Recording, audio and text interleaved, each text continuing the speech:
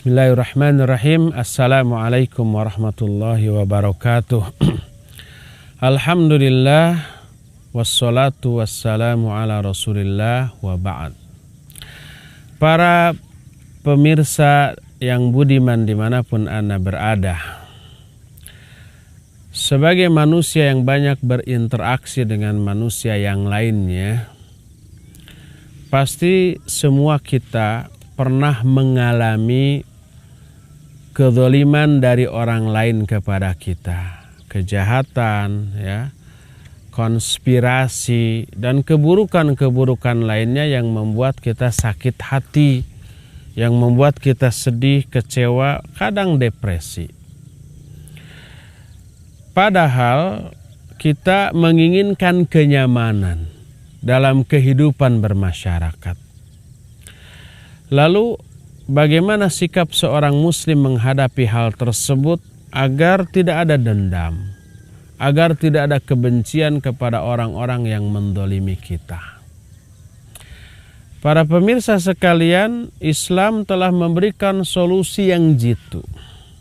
Bagaimana caranya agar kita tidak sakit hati, tidak dendam, dan tidak benci kepada orang yang mendolimi kita, yaitu memberikan maaf dengan lapang dada kepada orang yang mendolimi kita tersebut.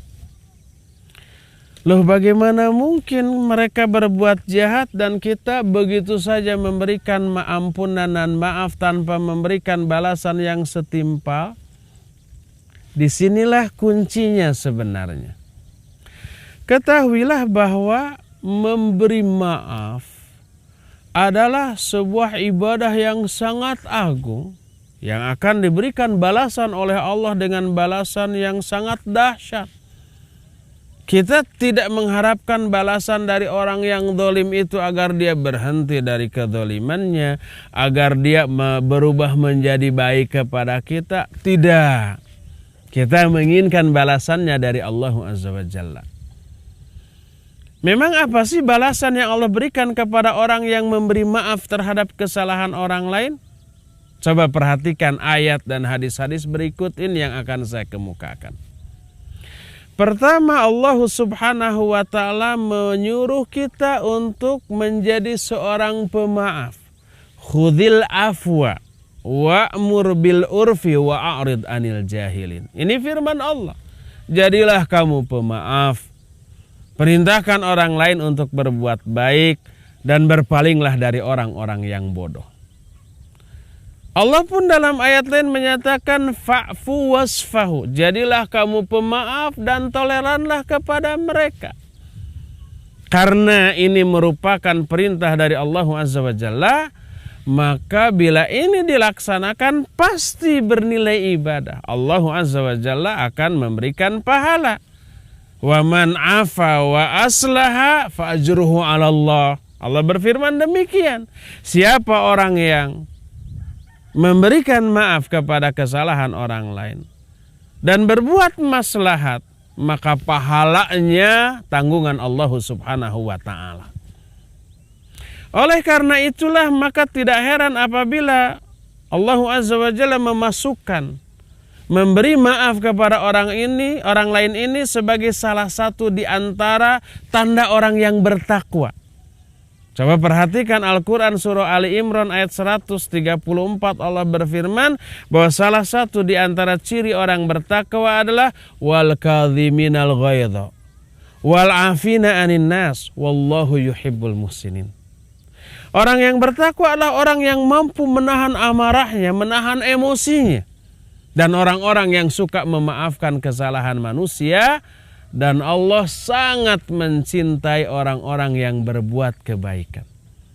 Inilah pernyataan Allah yang menyatakan bahwa memberi maaf kepada orang lain itu sebagai salah satu di antara ciri-ciri orang yang bertakwa.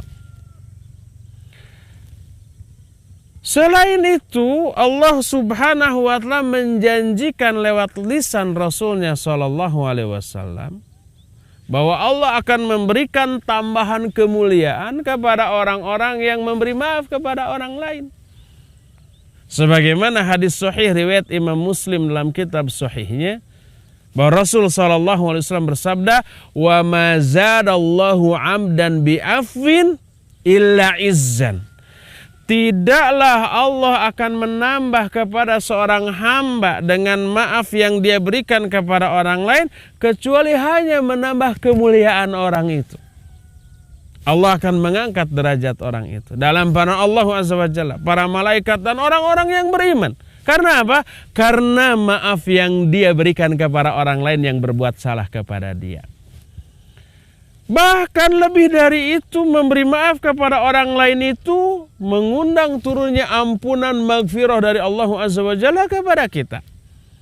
Coba perhatikan bagaimana teguran Allah Azza wa Jalla kepada seorang sahabat yang mulia namanya Abu Bakar As-Siddiq radhiyallahu anhu. Seorang yang dermawan. Kerabat-kerabatnya diberi santunan dengan harta dan kebaikan. Orang-orang miskin juga begitu. Para muhajirin yang pindah dari Mekah ke Madinah juga selalu dibantu oleh Abu Bakar As-Siddiq. Kebaikannya itu tak terhingga. Ketika suatu saat salah satu putri tercintanya itu Aisyah radhiyallahu anha, yang juga istri Rasul sallallahu alaihi wasallam, difitnah dengan fitnahan yang sangat keji. Maka para sahabat, kerabat, orang-orang miskin yang sering dibantu oleh Abu Bakar, bukannya membela Aisyah, malah ikut menyebarkan fitnahan tersebut. Dan ringkasnya cerita, Allah menurunkan ayat yang menunjukkan bahwa Aisyah bersih dari semua tuduhan itu. Mulailah orang-orang yang punya saham dalam penyebaran berita yang buruk tentang Aisyah tadi, mulailah takut dan khawatir akan diapa-apakan. Abu Bakar As-Siddiq sebagai orang yang sudah berbuat banyak kebaikan kepada mereka mangkal. Lalu bersumpah, demi Allah aku tidak akan pernah lagi memberikan apa-apa lagi kepada mereka. Peribahasa mengatakan air susu dibalas dengan air tuba. Abu Bakar berbuat kebaikan dibalas dengan keburukan dengan cara ikut menyebarkan fitnah tentang putri tercintanya. Sampai Abu Bakar bersumpah, demi Allah saya tidak akan lagi membantu-bantu mereka. Apa yang terjadi selanjutnya? Turun teguran dari Allah Azza wa Jalla. Yang Allah tuangkan dalam Al-Quran surah An-Nur ayat yang ke-22. Kata Allah subhanahu wa ta'ala, wala ya'tal ulul fadli minkum wassa'ah ayyu'tu ulil qurba wal masakina wal muhajirina fi sabilillah ala tuhibbuna ayyaghfirallahu lakum wallahu ghafurur rahim. Allah berfirman, janganlah orang-orang yang memiliki keutamaan atau harta kelapangan di antara kalian jangan sampai bersumpah bahwa dia tidak akan lagi memberi santunan kepada kerabatnya, kepada orang-orang miskin dan kepada muhajirin di jalan Allah.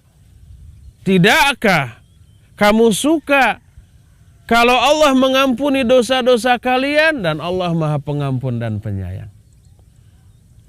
Melihat ayat ini turun dan Abu Bakar merasa itu ditujukan kepada dirinya, kemudian berkata, bala uhibbu an taghfira li. Ya benar ya Allah, aku suka kalau engkau mengampuni dosa aku.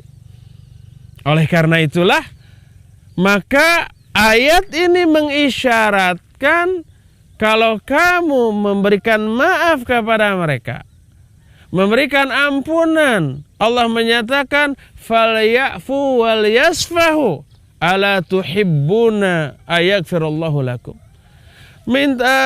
Berilah maaf dan berilah toleran kepada mereka. Tidakkah kamu suka kalau Allah mengampuni dosa-dosa kamu? Allah menyuruh tetap memberi maaf kepada mereka, tetap memberikan santunan kepada mereka. Apa akibatnya? Allah akan memberikan ampunan kepada kalian. Maka Abu Bakar As-Siddiq langsung menjawab, merespon, ya Allah, ya aku suka kalau engkau mengampuni dosa-dosaku. Lalu Abu Bakar As-Siddiq memberikan ampunan kepada mereka dan melanjutkan santunannya kepada mereka seperti yang selama ini sudah diberikan. Coba lihat, Allah menjanjikan ampunan kepada orang-orang yang memberi maaf kepada orang yang sudah zalim kepada dirinya. Oleh karena itu memberi maaf kepada orang lain dibalas oleh Allah dengan balasan yang luar biasa. Allah Azza wa Jalla memberi pahala kepada orang itu. Allah Azza wa Jalla mengampuni dosa orang-orang itu. Allah Azza wa Jalla akan masukkan orang itu ke dalam golongan orang-orang yang bertakwa. Allah Azza wa Jalla akan memberikan kemuliaan melebihi kemuliaan yang sudah dia miliki sebelumnya dan seabrek keutamaan lain yang Allah akan berikan kepada orang yang memberi maaf. Oleh karena itu memberi maaf tidak mengharapkan balasan dari orang yang bersalah tersebut kepada kita. Yang kita harapkan adalah balasan dari Allah Subhanahu wa ta'ala. Berdasarkan demikian, maka memberi maaf adalah sebuah amalan yang agung yang akan melahirkan berbagai macam keutamaan dan kebaikan bagi kita. Oleh karena itulah maka jadilah kita pemaaf sebagaimana perintah Allah Azza wa Jalla dalam Al-Quran, khudil afwa, jadilah kamu pemaaf maka kamu akan dimuliakan, maka dosamu akan diampuni, maka pahalamu akan Allah kocorkan kepadamu dan seabrek keutamaan lainnya yang Allah akan berikan kepada kita sekalian. Mudah-mudahan Allah Subhanahu wa ta'ala menganugerahkan hidayah kepada kita sehingga kita menjadi orang-orang yang berlapang dada untuk memaafkan kesalahan siapapun yang pernah bersalah kepada kita, dan jadilah kita orang-orang yang mulia di sisi Allah Azza wa Jalla. Subhanakallahu bihamdik, asyhadu an la ilaha illa anta, astaghfiruka wa atubu ilaik, walhamdulillahi rabbil alamin, wa sallallahu ala nabina Muhammadin wa ala alihi wa ashabihi wasallam. Wassalamualaikum warahmatullahi wabarakatuh.